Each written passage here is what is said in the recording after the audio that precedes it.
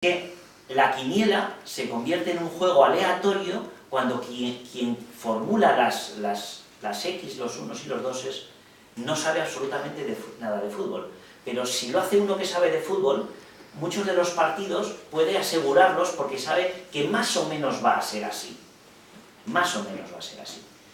En realidad, si fuésemos un poquito más lejos, también sabemos que hay compañías, sociedades anónimas, que se dedican a hacer quinielas y que al final de año reparten dividendos. Sí, claro, esto me imagino que lo saben ustedes.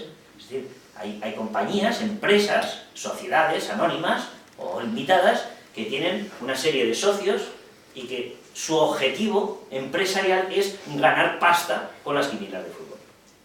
¿Y cómo lo hacen?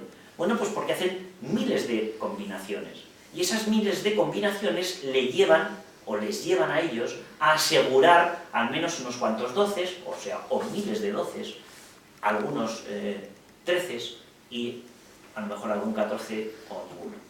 Es decir, pero al final, cuando tú sumas todo el ejercicio económico de un año o de una temporada, pues llegas a la conclusión de que los tipos han ganado pasta.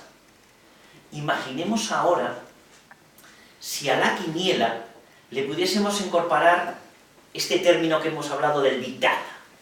Y el Big Data le dijese, si Ronaldo anoche se fue de copas o no, si además el fulanito jugador tiene un poquito de lesión o no tiene, pero que le van a poner porque no sé qué. Si además, es decir, si incorporamos cientos de millones de parámetros y de variables de conocimiento o de información sobre cada uno de los equipos que van a jugar esta jornada. ¿Qué conseguiríamos? Bueno, conseguiríamos seguramente hacer muchos 13. ¿Por qué? Porque al final estaríamos en un parámetro, es decir, estaríamos en lo que se denomina en estadísticas matemáticas un esquema predictivo, y esto funciona, señores, esto funciona. Luego el Big Data sería capaz de anticipar noticias con cierta garantía, prever quién ganaría las elecciones, prever acciones sociales. Eso ya se está haciendo constantemente. Hay un montón de ciudades ya en el mundo, aquí en Zaragoza lo vemos, donde tú vas con tu coche y directamente cuando dices voy a ir a, yo qué sé, pues voy a ir a Plaza Aragón, o voy a ir a Puerta del Carmen. Yo le digo que voy a ir a Puerta del Carmen y automáticamente, si hay un software que está basado en Big Data, me va a decir qué parkings tengo los más próximos a Puerta del Carmen. De los que tengo, dónde tengo plazas libres, y donde tengo plazas libres, cuál es el más barato. Y además, cuál es el más cómodo para entrar. Y esto me lo está diciendo en directo. Igual que estoy en Zaragoza ahora mismo, y puedo decir, ¿dónde quiero cenar esta noche?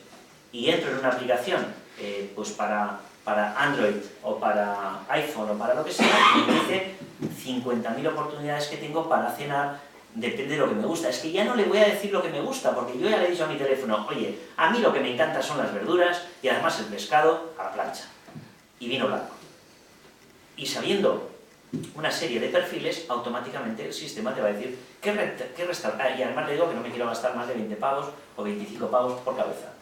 Bueno, pues el sistema me va a decir qué restaurantes tengo, qué oferta, y además me va a poner el teléfono simplemente para que le dé al dedo y haga la reserva. No, hasta me la va a hacer él solo. Esta es una forma de comunicar, de informar, que desde luego va a cambiar absolutamente todo lo que hasta ahora hemos conocido como información y comunicación.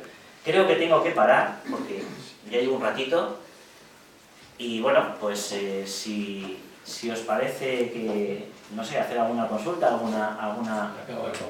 alguna pregunta al respecto, pues estoy a vuestra disposición.